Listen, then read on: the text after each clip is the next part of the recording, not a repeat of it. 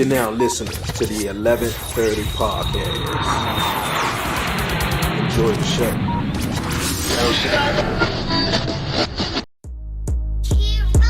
I'm from the city, DC, that's where I'm from. 1130 podcast, Dre on wheels, he is the one. Let's get it, yeah. Who with me? Let's get it, yeah. Who with me? I'm from the city, DC, that's where I'm from. Let's get it. 1130 podcast, Dre on wheels. Yo, what it do, everybody? It's your man Dre, aka Dre on Wheels. I'm back at it again. Welcome back, everyone, to another episode of the 1130 podcast. What's good, everybody doing out there? Appreciate everyone tuning back into the show. If you're new to the show, if you haven't done so already, do me a huge favor. Hit that subscribe button down below, like it, leave a comment, and share it. And also, don't forget to follow the 1130 podcast on all social media platforms. But you guys, like I said, man, it's time for the podcast. I'm ready. You know what time it is. It's not 7:30. It's 11:30. Man, I got cool guests. You guys, really, really amazing guest that's going to be joining me here on the podcast episode this week. An international guest is from Australia, you guys. And it's like 5 o'clock in the morning there. He's up early, bright and early. We ain't going to waste no more time. We're going to definitely get into it and bring on my awesome guest, you guys. He's a visionary, an advocate. He's the founder of Imperfectly Perfect campaign. Let me get that right. Make sure I say that again. He's a visionary. He's an advocate, founder of Imperfectly Perfect campaign. My guy Glen Marsden is going to be joining me on this week's episode of the 1130 podcast. We ain't gonna waste no more time. We're gonna bring him on. Glen, how's it going? It's going good, mate. And you've got energy. You've got some great energy, mate. Thank you. I appreciate it. I get that a lot, though. But it's all about you here on this week's episode of the show. How's everything? How's life, man? I just tell everyone, man, you're in Australia, right? It's like 5 o'clock in the morning. Yeah, so the accent's all over. I'm originally from the UK, but I've lived in Australia for 16 years. So I can't complain going from British weather to Australian weather. How is it? Oh, it's amazing. Waking up each day, the beach, it's a 10-minute journey. Amazing. Yeah, sounds amazing. Definitely sounds amazing. Well, once again, Glen, I appreciate you for coming through on the 1130 podcast and also taking the invite to come on the 1130 podcast show to tell everyone about, who you are and share your amazing story that we came across throughout the Facebook groups and stuff. So at this time right here, just tell everyone about yourself, all my listeners and viewers. Thank you. I suppose I would say I was somebody unqualified, unassuming when it comes to what I've been able to achieve. And that's one of the biggest things with me, the premise behind telling everybody that they can do something without the resources or anything. So unfortunately, I lost a friend to suicide over 5 years ago now. And it sparked something within me because he had a little boy, same age to my little boy. And I just couldn't believe that he'd actually taken his life, to the point that his mother, the little boy's mother, would have had to sit down and say, "Dad's not coming home again." So it really affected me. Several years earlier, I'd gone through my own battle of depression. So it spurred something in me, like I was saying. And I reached out to all the big mental health organizations, got thank you, but no thank you. Understandably, there's a lot of advocacy out there wanting to help them. So I understood that there was no point of them taking extra people on. So I started my own thing. Didn't have no contacts, didn't have a network, didn't know anything in terms of campaign management, creating a community. What I did have is a voice and an ability to connect with people. My background's in fitness. I just never look at a profession or a title. Started reaching out to people and I was like, how can I make a difference? Let's reach out to celebrities in the public eye. Let's reach out to corporate leaders. Everyone's like, looking at it now, there's over 500 of the world's biggest names on the campaign. How did you do it, Glen? I use social media. I literally sent voice notes. And everyone's like, really, that works? And I'm like, I got nothing to lose. And I literally utilized, as you can see the images in the background, photography as a way to remove a mask, share imperfections, because we're all humans. We all struggle. It doesn't matter who you are. And then it started getting picked up by media. Within the 3 months, it got on every single channel in Australia, by 12 months in the US, in the UK. And we've just come to 5 years this week, actually. So we've touched the lives of over 12 million people, got over 500 of the world's biggest names on. We've got a book series. We run events. We run summits. Pretty much it's to embrace your imperfections and remove all the crap, because at the end of the day, we all struggle. You're right. You're so right about that. How did you handle that? No, thank you. No, thank you, but thank you in a way, kind of like that rejection sort of made you sort of start your own way and build this global, campaign. Yeah, I would say there was resilience in me. I think when something sparks in you, you've got nothing to lose. I think it's that resiliency that you can keep on going. And I mean, the amount of times you're reaching out to celebrities, you get in touch with managers, you get in touch with these, you either don't hear from them or you will get a no, not this time. I took that as, okay, I'll circle back around 2 weeks later, 3 weeks later. The people that said no, I'll follow up again. Because at the end of the day, when it comes to public figures, what I've noticed, it's this cycle of they're doing something, they're in a project, they might not have time, they might not have seen your email. It depends how much resilience you can have and how much drive you can go and how much change you want to make in this world. I mean, like even with podcasts, I didn't know anything about podcasts. I literally invited celebrities in Australia to my apartment. I did a makeshift photography studio. I had my laptop. I had GarageBand. You remember the app on the laptop? Yeah, I yes. literally sat there in front of them and said, "Hey, can you sit a bit closer? Because I'm going to hit record." Thinking about it now, that passion that I didn't even think about what it would look like. You've got a celebrity who's used to a production studio, mics, lights, and there's this dude who nobody knew going, "Oh, excuse me, can you sit close to my laptop so I can press record?" I was like, they must have thought, who is this guy? But I just didn't think about it. And you know what? Not one person said it. I think we overthink so much in our head, it stops us from doing anything. And if I can say Mhm. anything to anybody, it's look at this guy who was unassuming, unqualified. My social media is so transparent. You can look at the end result, but I talk about the struggles and being overlooked and looked around. And when it does go to something and you do start getting a platform, you start seeing the other side of people as well that want to utilize you, companies, organizations. They clearly come to you because they can see what you've done, but they don't Mhm. want to invest. They don't want to sponsor. They don't want to. So there's all that to contend with. I'll say each and every day, I wasn't brought up around religion or faith, but through this, it has shown me that God has opened some incredible doors for me. And hey, I pay homage and testimony to him in each and every day now. Hey, I dig it. I definitely dig it. You mentioned your struggles and everything. Can you talk about that and how you got to this point? And also a quick question: how was your mental health before you started this global campaign? Because now in 2023, mental health is became a really big deal, and especially with men.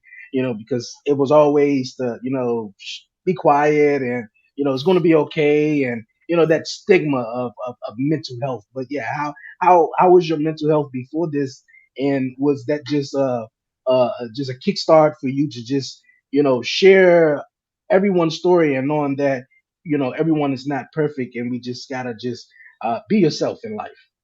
Yeah, well, it's funny because the catalyst for this was losing a friend to suicide. And it wasn't until a couple of months in that I went on somebody else's podcast in Australia and they said, the resilience in you and the passion to keep on going is relentless. Where does this come from? We know that you lost a friend, but there's something else behind it. And it was the first time I actually opened up about my personal struggles. So I'd say about 3 or 4 years prior to starting this campaign, I was in the health and fitness industry and I went through body dysmorphia. If anyone doesn't know what that is, it's pretty much looking at yourself in the mirror and seeing a perceived flaw. Now, living in Bondi, Australia, you might have seen images. Everyone looks like they've walked off a catwalk. They're body beautifuls, as I call them. And I was hanging around with these guys that look like big aesthetic chests, big arms, and all this. And I was like, why can't I get that? Little to say I Mm, wasn't naive. Some guys take additional supplementation in their bodies. But yeah. when you're hanging around a lot of people and they're saying they're natural and it's just food, and I was like, well, what the bloody hell's happening to me? Whereas I let it get detrimental to me. So there would be times I'd be in the mirror 2 to 3 minutes. And by the end of it, my worst stay, I'd be in the mirror for like 2 hours, picking myself apart, just hating myself. Now, when I opened up about it, I sought help, but it did get to a dark place where I was consumed, just perceived flaws. But I eventually sought help for it purely because my wife said, look, we've got our first child, and if you don't seek help, we can't continue this because you're not present with your son or with me. And so I sought help for it, which is good. But what it did do is it opened my eyes to other people, men and women in the fitness industry that was dealing with the same thing. So I went through that. I did cognitive behavioral therapy. I spoke about it. And that was part of the healing, to be honest with you. The more you speak about your problems, you realize that everyone's got a story and you resonate. And that's how you obviously open these conversations harder, especially with men. The amount of guys that reached out to me and said, my God, I think I've got that. I just didn't know there was a name for it. Like, I'm obsessed and picking myself apart. So it was when I started opening up about this, and then the campaign came because of the catalyst of my friend committing suicide. Everybody then wanted to know my story a little bit more. So I suppose I got through my struggles early on before the campaign, but what I've learned through the campaign is that's been part of a healing process as well for me, as well as everyone else, because no matter who's been on my campaign, from the biggest athletes in the world to corporate leaders, everyone struggles. Everyone's gone through their own issues. And we put them, because of media and society, on a pedestal, thinking they've got the high life, when in reality, behind all that, it's a profession. That's it.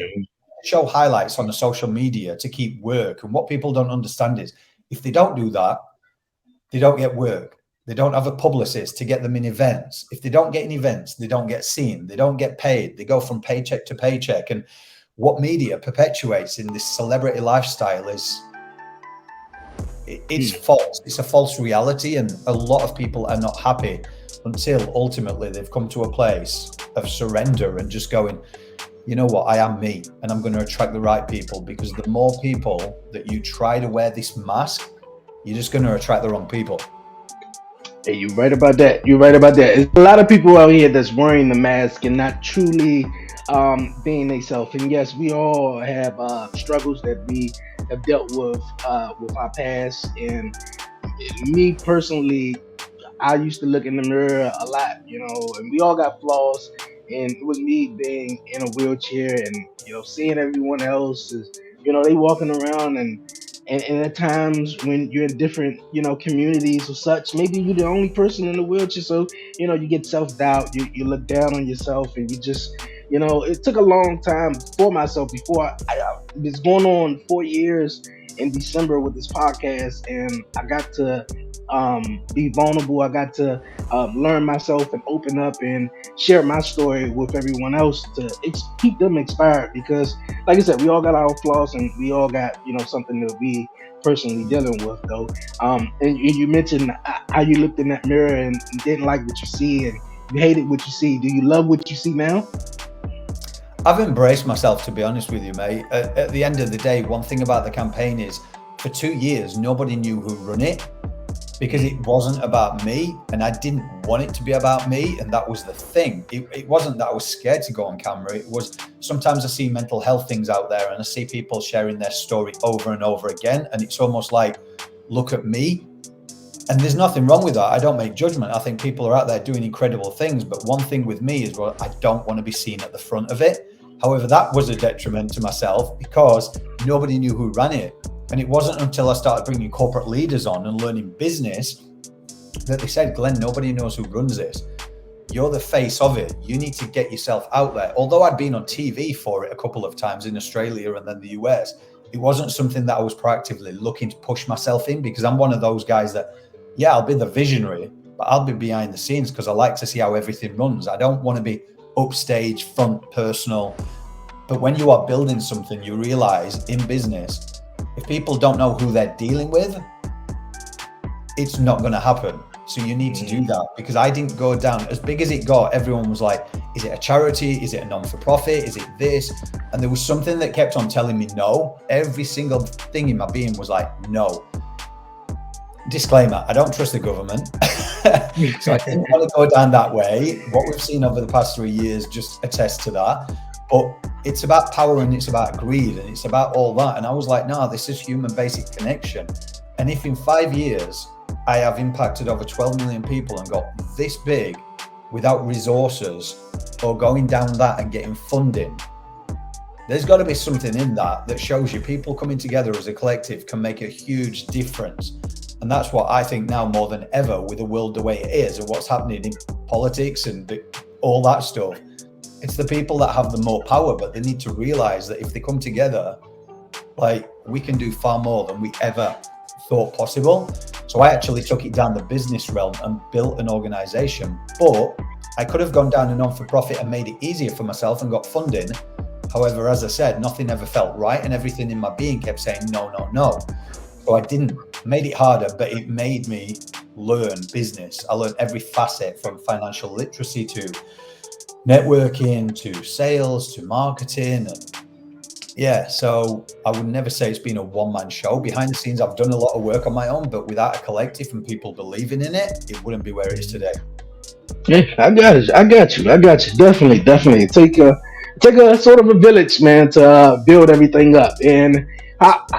And you said a lot of people, sort of gravitated toward this campaign and wanted to share their story as well. What was it about it? Was it just because of the way the world is now, and with everything going on in the world, that people want to be vulnerable and open up? Because, like I mentioned in mental health, and I talked about this a lot, and how it was such a closed off thing for such a long time, and I think people went through the whole pandemic, and some people losing their jobs and losing loved ones and stuff like that, and needed a safe space to sort of talk and stuff. So yeah, what do you think is it that people are sort of wanting to open up more? Yeah, well, one of the things with it at the beginning, I started with photography. So as you can see, like the pictures behind, and people started seeing themselves in those images. And that was the thing about it. It was like, these behind me are some of Australia's biggest names. And people initially recognized them, wanted to know more because he's at way in. Reading that they recognized with that, and then felt that safe space of going, oh my God, if these people can share their imperfections, so can I. And what happened then is people were reaching out, going, how do we share it? So I did community initiatives. So again, that built a baseline of a global community. And now, as I say, we've got a database of over 26,000 people that get involved. And we did this initiative merely saying, I am imperfectly perfect, on the hand with selfies. Again, that shot everywhere, that got on the news. And from there, we enabled a book series. So one of the biggest premises is, every time it was going on media, it was almost like clickbait. They'd be like, the celebrity campaign. So there's me on TV and I'm going, oh, I'd just like to address that. It's not the celebrity campaign. There's people in entertainment, there's corporate leaders, there's people in infrastructure. Like, it is not the celebrity campaign. So imagine doing that on live TV and the hosts are like, but I'm like, you can't make something it's not. I know why you're doing it, but at the end of the day, there's people out there who think, oh, celebrity status. Oh, what do celebrities know? They've got this, this, and this. And I'm like, no, you've got to realize, if you can remove judgment and you realize what some people go through to get in those positions, you're going to clap the bloody loudest for them, because would you go through trauma or sexual assault or what? But the podcast in itself was an extension that made people really understand, because we've got people in there, like one of the best guests, which opened my eyes. He was one of America's top 4 male porn stars, adult stars. Now he's a pastor. I was like, how did that happen? And then you've got other people who literally had millions of dollars and then lost it all and were able to bring it again because they found like resolution in themselves. And it just blows your mind.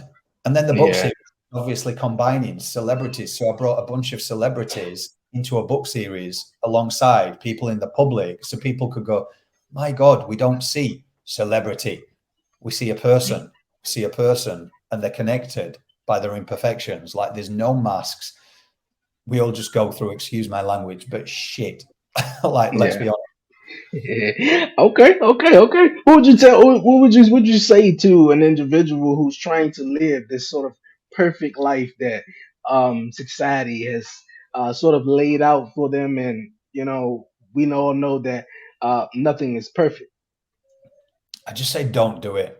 Honestly, what society has done, obviously, we're indoctrinated from a young age to believe that fame, success, money is everything in it. What I've Mm, realized through this campaign, and look, I'm not here to preach because obviously there's been times where we've looked at social media. This that was one of my downfalls, like comparing my body onto social media and things like this. But I think if you can start innately listening to yourself and seeing what's right, because as I say, these people that social media, these influencers. I had an influencer on the show just to see the reality behind it. And you see some of these TikTokers, and one of his stories is just what you see on screen is not behind the reality. It's far different. And I think if you're trying to attain this perfectionism because of what society is leading you to, that you need to look a certain way or act a certain way, as I said before, you might attract people, but you're going to attract the wrong people. So when you're winning at life, oh, they're all going to want to party with you. They're all want to know you. But when you're struggling, who's going to be there for you? I know through this campaign, as big as it's got, I'm grateful. And I'm grateful, as I say, to God now for bringing me some of the right people, because the amount of people that have looked over through and around Glen, and sometimes it's been to a point where you go, damn, does anyone want to know Glen? Does anyone want to know and have a beer or a dinner with Glen? It's just, oh, they see the celebrities. It's like, oh, let's use him to get to those. And I'm like, that's mm, not where you want to be. So why lead by perfection? Because people are going to think that's your life. And these highlight reels on social media, you can look at social media and think comparing, judgment, comparison through it all, think everyone's life's better. What I say to anyone who does that is actually get to know someone's story, go past superficial conversations and see what they've been through. Like yourself, mm, the energy and what you exude and what you said you used to look at in the mirror, but what we see is completely different, and how well you've been doing on your podcast and everything. We see that, you see that. But if there's superficial conversations and they don't go deeper, I would never know the struggles you truly have been through, which makes me cheer you on even more. So those people in your circle that you see successful, a lot of people sometimes they're not happy because they want to be the one that's successful first. But yet, if you can start cheering those people on because you understand they've been through sexual assault, they've been through trauma, they've been through, and then ask yourself, because you go through that to get that. So they mm. actually deserve all that success, because I don't think I could have gone through what they've gone through. So it's just Right. made it easier. And so just remove that perfection, because I don't think anyone who's trying to live this life of perfection is unobtainable. And you're going to have a big downfall, or you're going to be humbled from someone who is more successful than you. Hmm. I dig it. I dig it. One thing you did mention about your social media and how people were comparing their life to celebrities or everyone else. Man, I wish I had this, or I want to have this, or they don't got it like that. And but you also mentioned earlier in the show as well that how you use social media to big up your campaign, reaching out to celebrities and stuff like that. But do you think social media has a negative sort of positive influence on this generation on whether how they view themselves and want to just necessarily take off the mask and stop being this avatar and just actually be themselves and be able to be comfortable with looking themselves in the mirror rather just being someone they're not. I think it's a two-edged sword, isn't it? I think the positives, and one of the reasons why I utilized it was it is a quick way to create a community and build Hmm. momentum. It is also a great way to bring it back to its intended purpose when it started, and that's connection. It is a quick Hmm. way to build relationships with people. However, on the flip side, the two-edged sword is the negativity behind it. We've seen the filters coming out. We've seen the highlights where it's like they'll take a snippet and yet they'll post it and they'll act that that's their life. Like this entrepreneur lifestyle, working from home.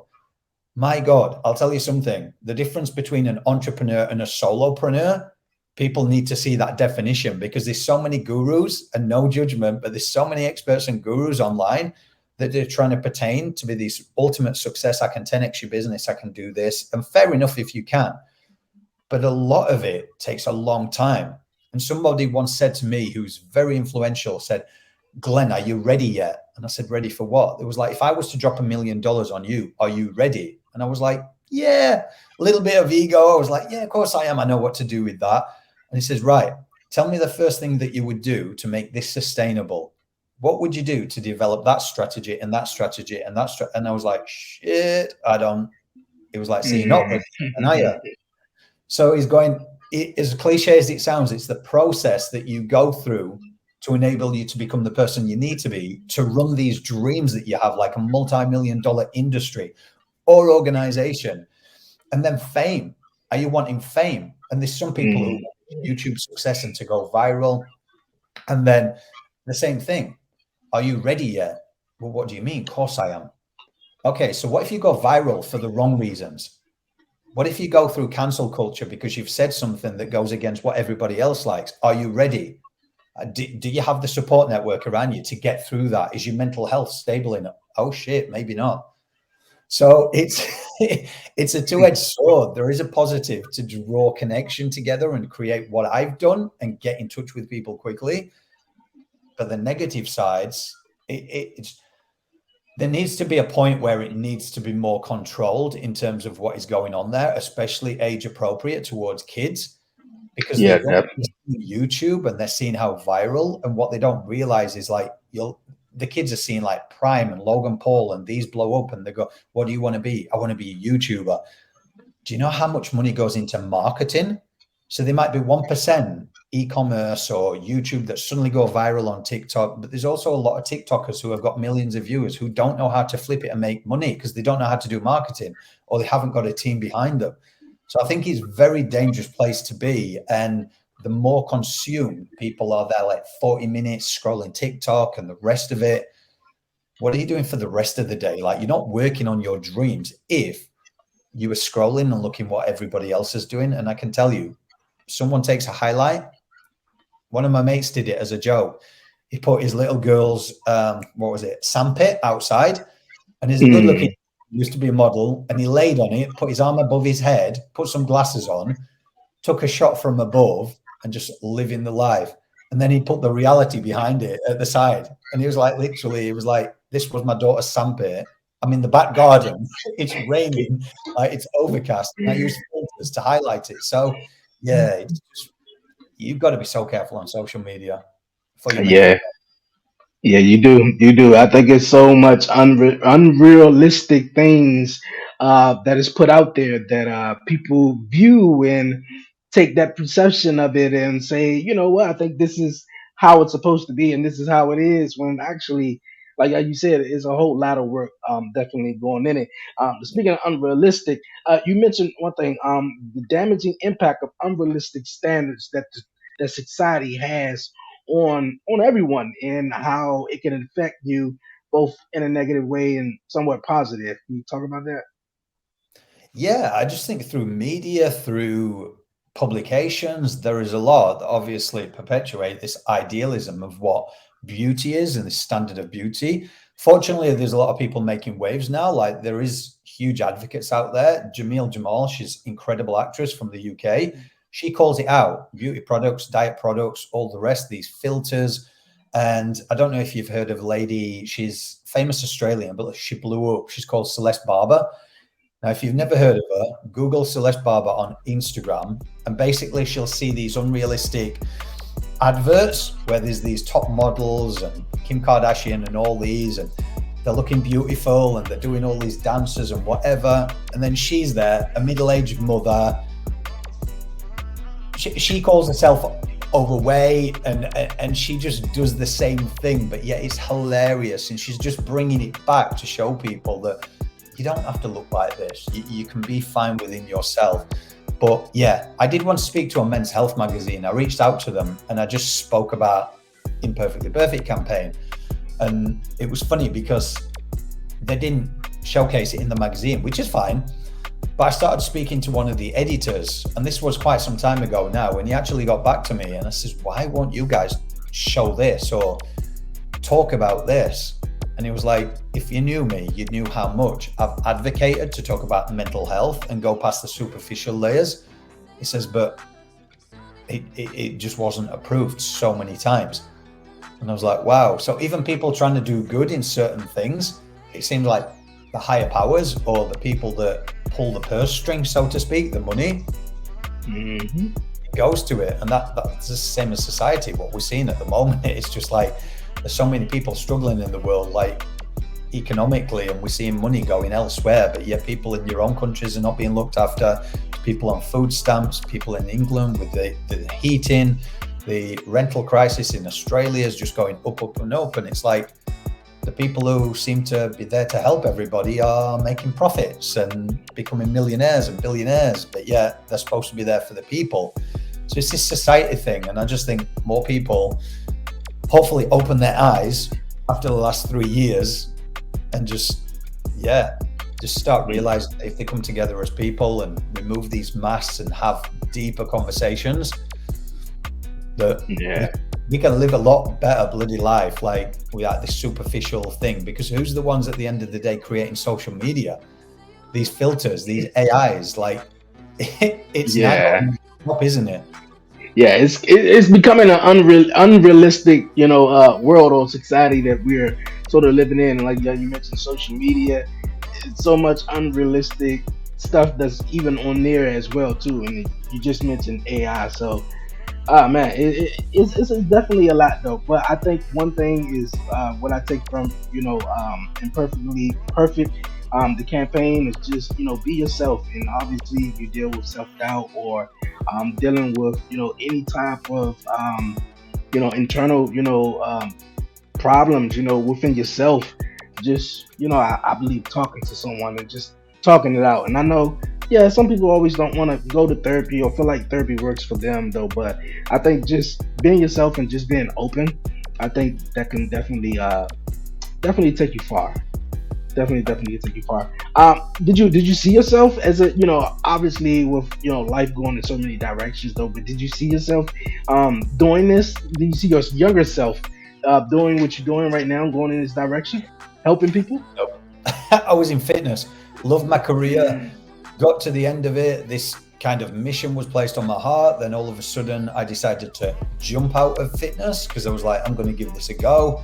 Again, I wouldn't recommend it for anybody who's Yeah, just trying to go this entrepreneur route and then quit what they're doing. And yeah, serendipitously to me, two guys walked into the gym I was running who worked in construction. Now in Australia on government projects, they were earning a lot of money. So I then jumped in construction as a laborer in my 30s. So think about the first few years. I was doing 6 days a week, 12 hours a day on construction as a laborer, getting home, staying up till midnight, learning how to do marketing, publicity, pitch decks, all of it to where I am now. So I can look back and go, how the hell did I do all that? And yeah. then do it all. It's manic. But when you have that passion and that resiliency, there's something in you where you're just like, I felt the depth of despair. I've gone through my struggles in terms of that. And when you realize that and you go, who was there for me? Like so many people fear judgment and getting things started. And then you're just like, you know what? Who's there for me when I was there? Nobody except the closest people. So why am I in fear of trying to get something started? And now I get to speak, I get consultancy fees. This is philanthropic. So money that I earn from that, I can put into there. We've developed a book series whereby people invest in that because they get to share their brand and their message to the world. They get alongside celebrities. So that goes straight into making it sustainable. So it's grown into a fully fledged organization, which I'm grateful for. But it's gone through a lot. That's 5 years. And it's like when these people that you see online, again, online, in 12 weeks, do my 12-week program, and I can make you six figures, and I can make you this, and I can make you this. And I'm going, whoa. I'm like, 5 years. I must have been very slow then until you realize the truly successful people are going, I became an overnight success in 10 years, in 20 years. It takes so long to become. And you do not have time. When you're running so much, your bandwidth gets so limited that everybody who's trying to talk about work-life balance, it's actually out the window. It's you're trying your hardest and you're trying to be with family, you're trying to do this. And yeah, what one guy, I'll just say, one guy said to me, I went to LA, I go quite a lot, and I found out who his boss was. I never ask people professions. I get to know the person first. And I was training at Gold's Gym in LA quite a lot. And there was a guy I started training with. We got on really well. He introduced me to his partner. I introduced him to my wife, and we started hanging about. And we went in a shop one day, and this guy turned around and said, "Oh, have you got any tickets for this game?" So he made excuses, then turned around to me and said, "Oh, now you know what I do." I'm like, "Tickets? Are you in sports? Like what?" Or baseball. And I was like, oh, okay, cool. I was like, well, you're not a baseball player. You're too small. You look more like a jockey from a horse, like a short guy. And he said, no, my boss actually owns one of the biggest teams in America. I was like, oh, that's cool. He was like, oh, so now you know, do you want tickets? Do you want to go? We can go in VIP. I said, no, that's not who I am. And we've been mates for like 5 years now. But the same as him. And I said, when I first heard, I said, oh, that must be good. Like multimillionaire, jets, cars, this. He says, Glenn, remember one thing. When you're running a multi-million-dollar industry or organization, you got a million problems as well. People don't think that, and they want to trade it. But yet, million problems. Do you want to take his life? He doesn't enjoy the jets. He doesn't enjoy the house. He's been divorced a few times. I'm like, wow. We think everyone's life is so much better just because we see dollar signs and fame, and you're like, wow. I mean, to me, I see it's the money. You know, people, especially in certain circumstances in my community where it's not so many resources and money within the community, or if you have a job or whatever. But people always is chasing the money and chasing the dollar and not realizing that yes, there's a lot that takes on with that, and it's a million and probably one more problems that you would probably have. And I learned that just because you got the money, I mean, money don't erase the problems that you might have personally that's going on in your life. Yeah, you're gonna you got a car and you get a flat tire, yeah, that money will help you get the new tire, but um it's not gonna, fix the issue where you're gonna keep having a flat tire over and over and over and over again. But yeah, I think people just chasing the money. That's what it is, and not understanding yep. the other side of it. Money and fame. Fame, the other one. Like I go down rabbit holes sometimes when I've got some time and all this Hollywood stuff, and I'm like, what some people have to do to get famous. I'm just like, is it worth it? No, I don't think so. I don't think No. so at all. What motivates you? What keeps you inspired? You know what?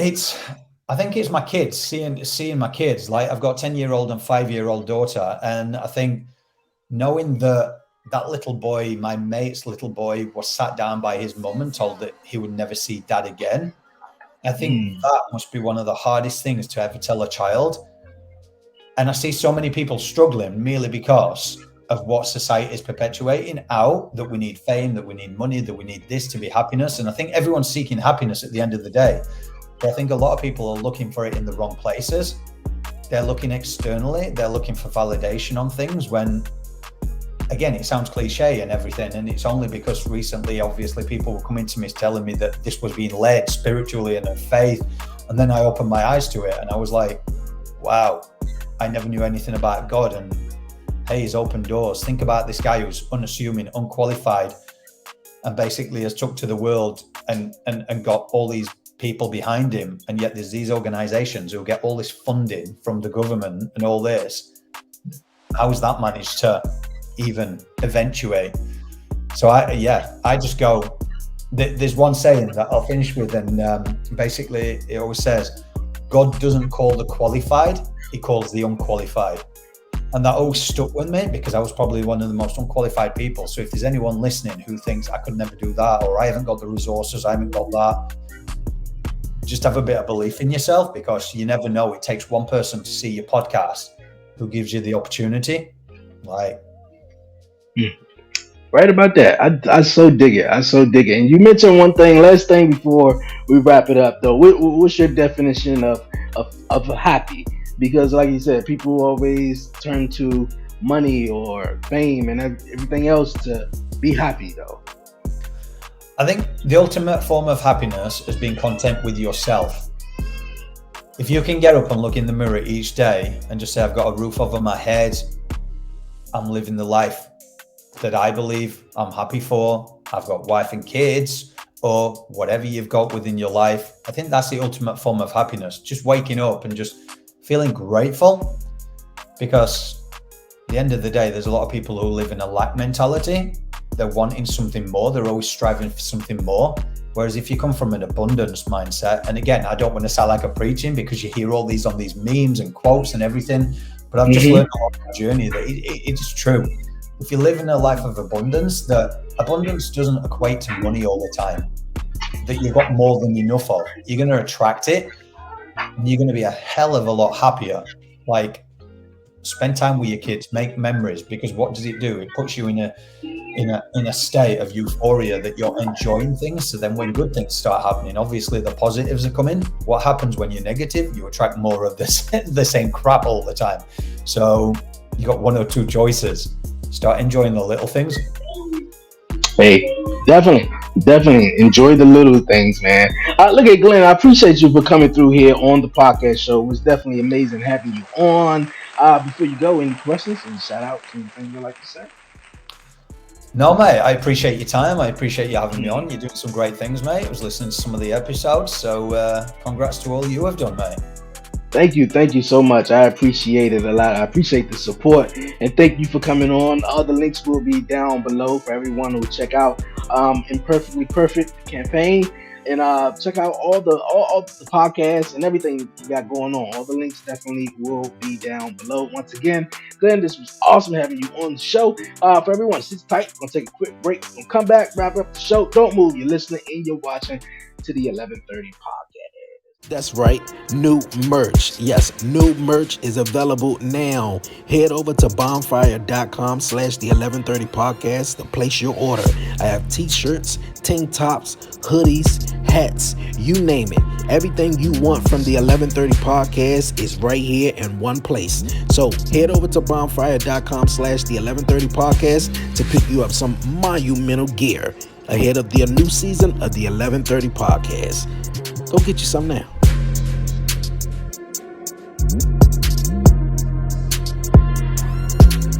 TV is more than cable for less than cable. More unexpected plot twists. Less unexpected fees. More committing to new shows. Less committing to an annual contract. More being held in suspense. Less being held on hold. More modern, more simple, more than cable for less than cable. Try YouTube TV for free.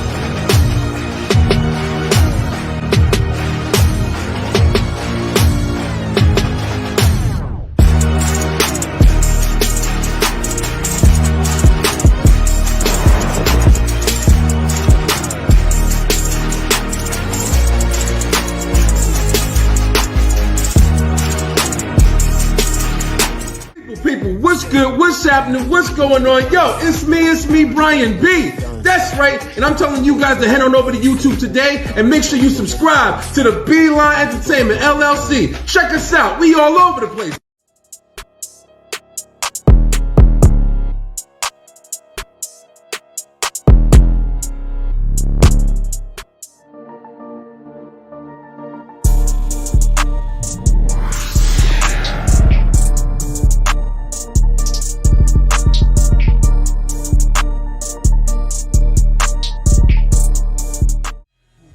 Yo, what up? This your boy Kenneth Stones, aka Coffee Weaston. This your boy D.O.E. Good Brother Bowl. And we are the Dirty Hills.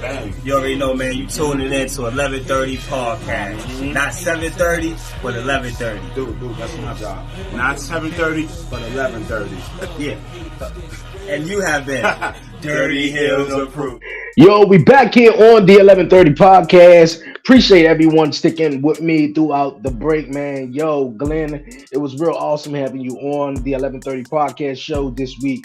Great guest, man. Great international flavor this week on the 11:30 podcast, man. I know it's early, really, really early in Sydney, Australia. So I appreciate Glenn Marsden for being on the 11:30 podcast, man, inspiring and sharing your amazing, amazing story. I know it's like late in the afternoon in the UK. So I appreciate everyone, man, in the United States, the UK, Sydney, Australia, everyone for tuning in here this week on the 11:30 podcast. You guys, man. But before I head on out of here, you guys, I also said it's time for the WTF moment. I said I had a WTF moment for the break. Man, I'm always tongue tied, man, and always excited here on the podcast. But it's time for the WTF moment of the week, you guys. Yes, yes, man. Yo, man. Man, I don't even know where to start. And I was just like, yo, it's just a bunch of WTF moments. But if you got guys time, um, music artists that have been, going viral over the last couple of weeks or whatever. Sexy Red. Now, I'm not bad mouthing nobody. I ain't that type of person though.